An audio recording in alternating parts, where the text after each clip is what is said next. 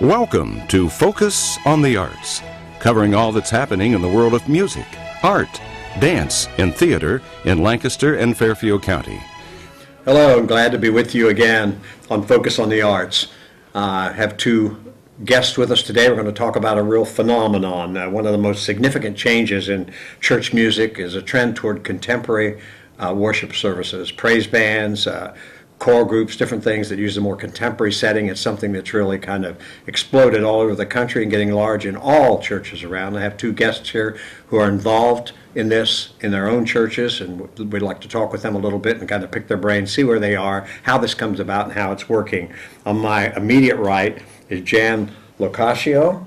Yes, that's pretty good. St. Peter's Lutheran, and Clarence McCoy, familiar person. He's done this show about as much as I have. From here at First United Methodist Church. Pleased to have you with us. Clarence, you've been doing this for a long time, and we've talked to you a good bit. I'll ask Jan kind of first, how long have you been at St. Peter's Lutheran, and give us a little of your background.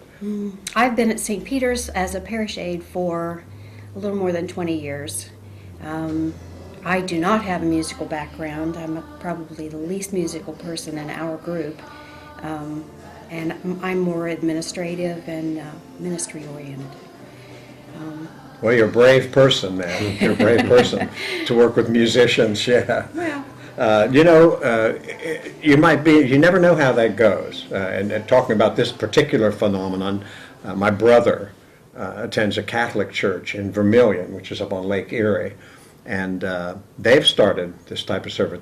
I forget what they call the group, Spirit's in there some way, and he and his wife have both joined the group, and it's primarily vocal, but they do have instruments, and it's a total contemporary service, and I can't remember exactly how often they do it, but it's just happening pretty much everywhere.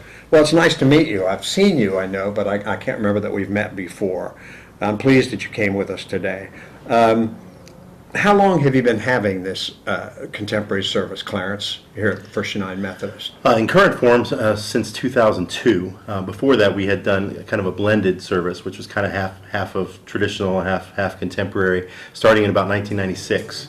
And that has gone through just various evolutions through the years and in current form with the praise band and everything since 2002. Well, you answered a whole bunch of my questions right there, was whether things have stayed the same or whether it's been a process of evolution. But you also answered something that I hadn't thought, that you'd been doing something similar to this for a long time. That is correct, yes. Yeah. So it must be working, or it must be something that you like. There are elements of it that work very well, and there are people within the congregation who that is their preferred method of worship, and there are those who are not, and we try to be all things to all people as much as we can. So yeah. Well, I think that, the background on it has to be to attract people, to keep people, to attract youth, things like that, I guess. I don't really know much of the inner workings of it, but I think that has to be a part of it, and if it's working, why then, that's good. You tinker maybe a little bit.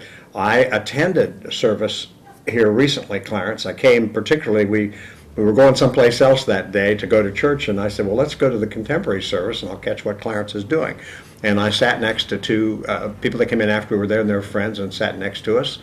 And it was Betty and Gary Mahler, and they loved the program. They said it's their favorite program. It's everybody. I didn't know if they were just trying to give me a good impression of her or what, but they really loved the program. And Betty was singing out. Actually, I thought about auditioning her. Better get a hold of her. She was singing out. But so it is something that people are. How are you finding it now? Is it more new than that at St. Peter? we actually started at St. Peter's in 2003, so we're kind of in the same time. I'm just behind time. We started after a group of youth and adults had gone on a mission trip, a summer mission trip, and it was really our first exposure to the music. We hadn't had that kind of music in the congregation at all. We came back and we kind of did a, this is what our experience was on the mission trip, and we plugged a couple of the songs in, and we just kind of felt moved to do something with the music, and it developed from that. Yeah. How would you describe your service, Clarence? How would you describe what you actually do? Is it heavy on instrumental? Is it heavy on voices, a mixture of both? Is it how's it differ from your traditional service? Yeah, really, the only difference is the music and the songs that we're choosing. But even there, we do some contemporary stuff at our traditional services and some traditional at our contemporary. But like when we do hymns at our contemporary service, we adapt those to fit the band format that we use. We use piano, drums, guitar, bass guitar, and some instrumentals, violin, sometimes saxophone, and so we change chord structures so they fit those instruments better. But otherwise, we sing the same types of songs. It's just the format in which we do them. I noticed you had sort of lead singers or choir singers or something in the front Correct. facing the people. Correct, the praise singers, because the thing that we do with our contemporary service is there aren't hymnals. We project the lyrics onto a screen in the front of the sanctuary, so that there's no melody for people to read. And so if they don't know the song, they need someone to help lead them. So we have a group of praise singers. Well, that's just as well, because in many situations, a lot of the people don't read it That's anyway. correct. That is so correct. it's much more helpful to have that. Is that a quartet, or how many singers do you usually have? It's usually there? 3 for us. I've seen praise teams at other churches where they have 20. It's just what fits your needs the best. Yeah. And now, how would you describe what happens at St. Peter? St. Peter's traditional service has sung liturgy parts, and we don't really do contemporary Right. music within the traditional service. Our contemporary service, we don't do any hymns there, so it's definitely just contemporary. We have about, depending on the day, 7 to 9 voices, and we have several instruments, but they're pretty consistent. We don't have a lot of different instruments coming in on a different. What are the instruments? What do you use? We have drums, we have a bass guitar, we have keyboard, a couple of guitars, regular guitars. Yeah. I think I've shared with Clarence probably in the past sometimes. My son lived in Nashville for 9 years, and he went to an interdenominational church there. Gene Cook, whom you've met, was the director of music, and they had a totally contemporary service. And at that time, they were building a new building. They were using a school auditorium. And actually, when you went into the lobby, they had, which many churches do, they had coffee, juice, things like that. And the lights kind of flickered almost like you were in a theater when it was time to go to church. Okay. And as soon as I walked in, I was blown away, because on the stage, they had a separate plastic or whatever sound booth for the drums, and all this set up with a backup trio. It was big time. And of course, being in Nashville, the quality was just fantastic. It was just like you were listening to a show. It was unbelievable. Vince said, there's the level of talent walking around the streets down there was pretty heavy. But it was very interesting. First time I'd heard anything like that to that degree. So it must be interesting, and it must be a challenge to change. Well, it must be a challenge to have the two types of services. It's an additional duty, an additional thing to do. For instance, do you have this every week, and then like 2 services, 2 different kinds, like? That is correct. Yeah, we have them both every week with a half hour in between. So you're preparing 2 different things every Correct, week. yes. Yeah, well, that's Yeah. different. And now you do it differently. You do it. Yes, for us, we just do it once a month. It's just kind of a variety, offering a variety of things from the congregation. We do it on the 4th Sunday, and so for us, it's more of a instead of and not an addition to for that Sunday. Yeah. I think that I was in your church one time for some other reason at a time. There might have been a rehearsal just concluding or something, and I saw a group heavy on voices but instrumental accompaniment, just like a very contemporary sound working, and that's probably what that was. I didn't know, nor did I know that you did it. I went to visit Father Donald Franks, who used to be at St. Mary here in Bremen, and he's now at St. Mary in German Village in Columbus a couple months ago. Just going to go see him and perhaps have lunch with him. He's a good man, and we miss him on the Lancaster scene. He was very supportive of chorale and of music and of everything pretty much. He's a good person. And I was surprised, because that was an opener to me, that we went to the service that worked best about lunch, and that was a contemporary service. And they had a wonderful keyboard person, which you also had, Clarence, who could work his way in or out of things. And they had a bass and a guitar and a half dozen voices. And it was all very tasty and very nice, very relaxed. Certainly not the Catholic Church that I grew up in, which was, all the good guys, so Sure, the heavy that's right. music based on the classics. So it's something is changing. It's very interesting to see this happen. you weren't a part, were you a part of the change, Jan, when it happened at your church, when you started talking about doing this? Yes, yeah. Gary Cook and I there were just two of us that were kind of moving us towards this direction. And What actually brought this on? Was there a model or someone that said, hey, I went to such and such church and saw this, or did you just have a feeling you wanted to do something different? when we came back from the mission trip, we knew we wanted to do something with that kind of music, to share a different style of music with the congregation. Didn't know quite how that was going to be. And after we made our first service on a Sunday morning, people just liked it. They wanted to see more, and we had positive response from the get-go. We still had some negatives, of Sure. course. There are always going to be people Yeah, that don't. well, that's always the case with everything. Were you part also of the transition, Clarence? But when I first got here, they had a praise team that was between the services, between the traditional services, that did some singing as people were coming in, and then that merged into a blended worship service where we did some hymns, some contemporary songs, and that was kind of that was an attempt to be all things to all people, but really made neither camp happy. So that we did some additional evolving beyond that, and eventually became the two different services. So from the standpoint of actually making the worship services into a contemporary and traditional, yeah, I've been here for that. So. Yeah. Is it easy to get people to participate in this type of service? Do you have difficulty with getting people, or people beating down the doors to be involved? We have our vocalists just walk up and say, we want to be a part of this. Instruments are a little harder to come by, especially if you're looking for a particular instrument. We have to kind of put the word out and then go out and directly ask. And Yeah, that's where we're kind of the same shape here. Sometimes there are openings in the band, and we start looking for people. We kind of do it word of mouth more than just the general word out there. Find out who can play and give them a try, and things work out. We've been really blessed that people have stepped up, and we've had people when we needed them. So. Well, I saw the violin, which was different, and that's kind of nice, and it was very very that's a young man. He's a freshman in high school. Who's a great player, and has been taking both violin and fiddle lessons. And he came up and wanted to be a part of the band, so we brought him in, and he has evolved along the way to where he's playing by ear, and he just jumps in whatever we're doing, and it works well.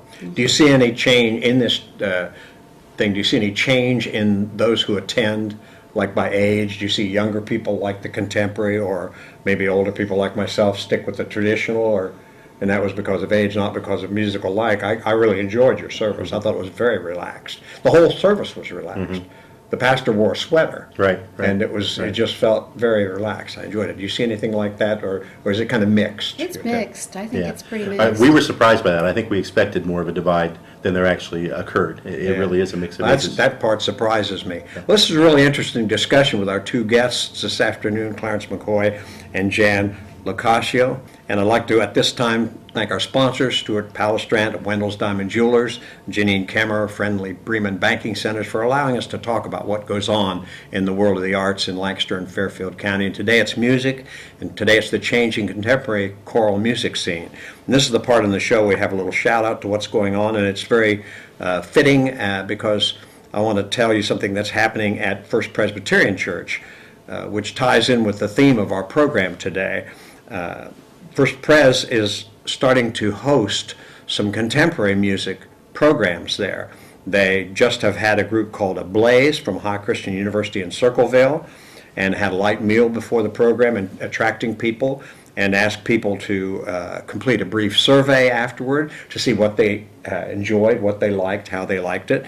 And on February 19th at 6 p.m., a group is being sponsored there called Brightworks. It's a Christian-based band from Virginia, and it'll be a special service. And again, it's to test the waters and see how people at First Presbyterian might enjoy a contemporary music service. So, as you can see, you guys have been pioneers here in getting something like this going in Lancaster. Pretty much, it sounds as if it was an easy or a natural transition in both of your situations. The Lutherans kind of lean more toward, like I grew up in the Catholic Church, and it was, as I said, it was a little bit of a more steeped in tradition, and so I was really surprised to find that in just a short time, my brother's church having a contemporary service, and finding Father Don Frank's church in German Village, Columbus, having the same thing. But I suspected that would be tough. You haven't sensed any of that, or people? How's your attendance with that service, the Sunday you have that compared to the other? Our attendance is pretty much regular on that Sunday. There are a few people who come that Sunday more often than the others, and a few people who don't come that Sunday more often than the others. We've had a few people who they really don't care for it. I have to admit, we actually had some parents who told their kids that it wasn't really worship and they didn't have to come that Sunday, and that really stings. But Oh, yeah. Well, that's the tradition thing, that's the probably, a little tradition, bit. yeah. But we have other people. Our confirmation kids fill out worship notes every Sunday, and their parents will write in comments. Really love the music. Really You know, spoke you to me. can't, sometimes you just can't win, you know? Well, it's if you're trying to please everybody, you probably won't. Yeah. But Long time ago, even a long time for you, Clarence, Mm-hmm. and I was a band director in our marching band, did the Macy's Parade in New York City. And we were one of the bands to be featured in front of the Macy's building, and they sent a couple people from New York City for a couple days to Rushville, and they choreographed the whole thing, you know, the whole setup, so they could do just the way they wanted to do it. And I thought that I was doing the right thing. Our program was all sacred music, and all the music was sacred music. And the end of it, actually, we had a little thing where we kind of turned and went away in thirds, and each group stopped and knelt and stood or whatever, and then there was a big fanfare, and it was actually a Hallelujah chorus, which was the end of the whole thing. And all the songs had been religious. Well, my golly, I got letters from, you know, literally far-reaching places in the country saying how terrible and how disrespectful for a band to play religious music, a marching band play religious music. And I was young and competitive in those days, and I wrote those people, and I quoted them verses in the Bible which explained things about praising with the harp and praising with whatever you have on hand. It's the praise. I thought I was doing the right thing by honoring Christmas and not playing Here Comes Santa Claus or something like most of the bands played, but took it on the chin on that one. So you run into that, but I'm glad you haven't let it discourage you, because it's obviously something that's growing and something that's coming. I was going to ask you about the evolution of this, and if you ran into any stumbling blocks. Is there any additional expense or anything like that? You have to have special, different music, or do you pretty much take hymns and adapt them yourself, or how do you work out that? We have to purchase music that we use. You know, like I said, we project lyrics, and that requires a license. That's a copyright issue. So we have to make sure. Oh, I didn't know that. Yeah. To project the lyrics? It is. Yes. But a service has come up, knowing the need was there, called Christian, or the Church Copyright License, what is CCLI, that you pay a yearly fee, and that allows you to project lyrics onto the screen.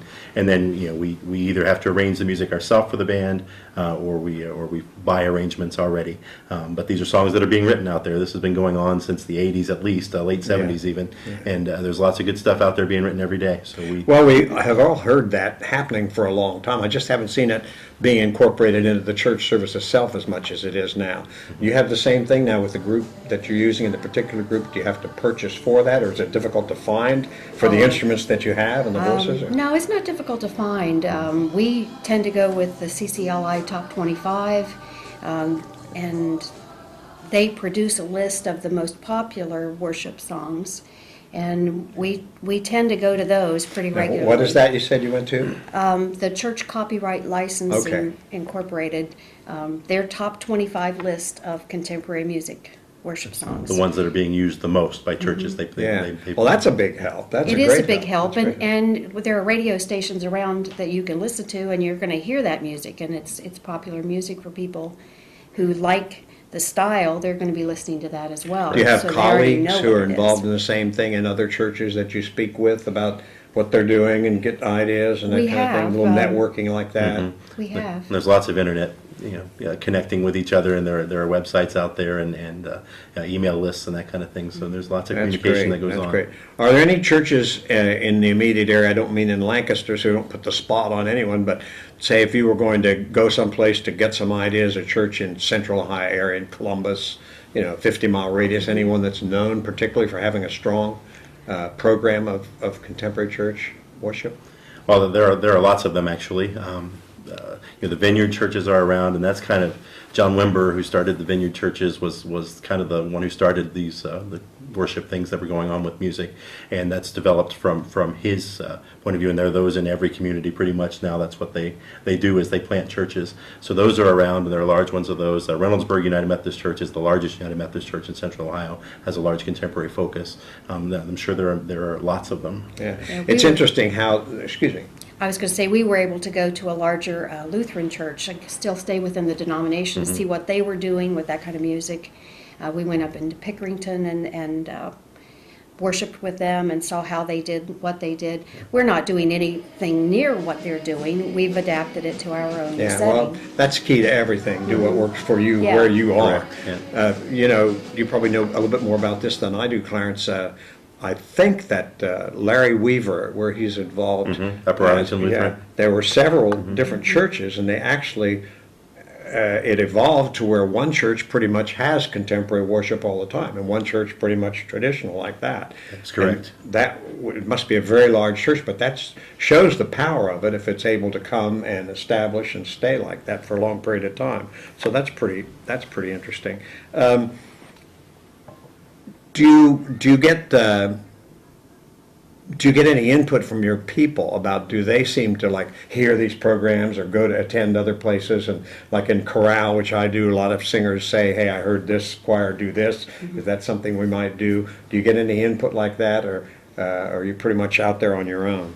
I think occasionally we have people who are out of town and they experience a particular service. Some have songs that they really liked. Right. Here's a song that we really like, to see what you guys can do with it. We've had that happen. Sure, and that happens from off the radio too. They'll hear songs. I had somebody here in the congregation who gave me a CD and said, went and purchased the CD to give to me because he really wanted to do one of the songs on the CD and wanted me to hear it. So that's What are some groups out there? Are there groups, like popular groups, that if someone wanted to pick up a CD or something like that? Do you know of any groups like that that are pretty successful contemporary groups? There are lots. If you're really looking at the worship stuff, the Hillsong Church from Australia, they write lots of good contemporary stuff, and we sing a lot of their stuff here. And they put out a lot of CDs, good stuff. Shout to the Lord, Darlene Check is probably one that a lot of people have heard from TV commercials. She's the music director there, and so Hillsong puts out a lot of things. And there, you go to any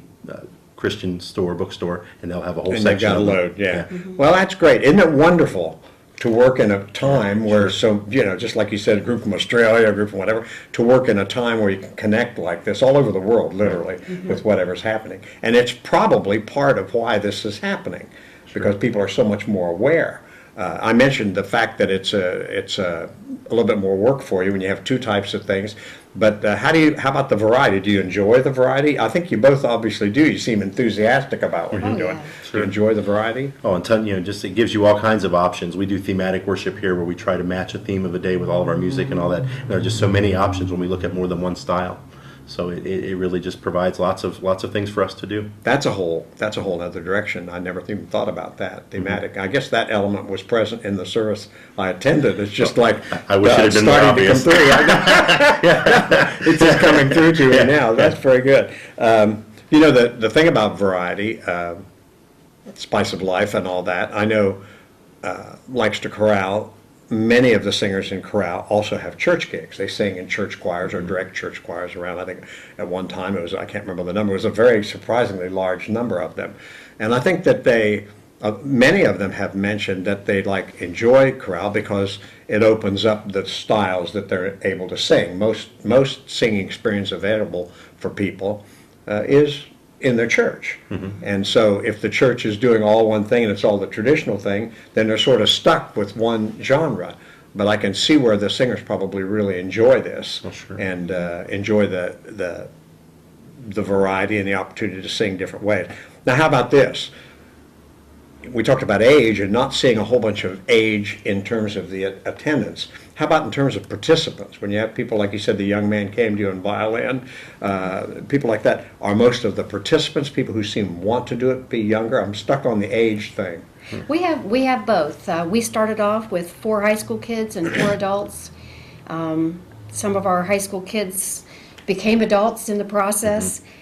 We have our keyboard player's been with us for 5 years. He is now a senior in high school. So we have both in ours. My generation, I think, likes this kind of music, And so it's pretty much a natural for my age group.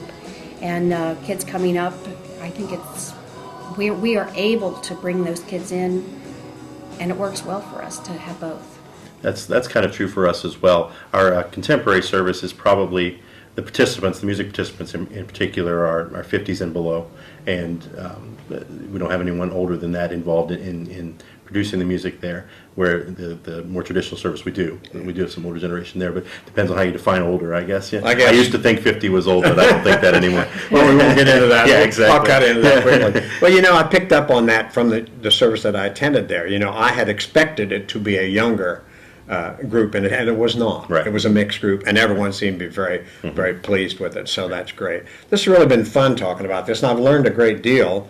I've learned that this has been going on longer than I thought, at least locally, and that speaks well for our churches and our church leadership, that you have picked up on what is a significant trend and are expanding it and bringing it to us in Lancaster. So I appreciate your being here with us today, Jan and Clarence, and talk about this, and I look forward to hearing both of you again in service. I really enjoyed yours, and I'm eager to see yours. Thank you for coming to help us today on Focus on the Arts. This is Bob Troker, your host. Look for us. We'll be back talking with you.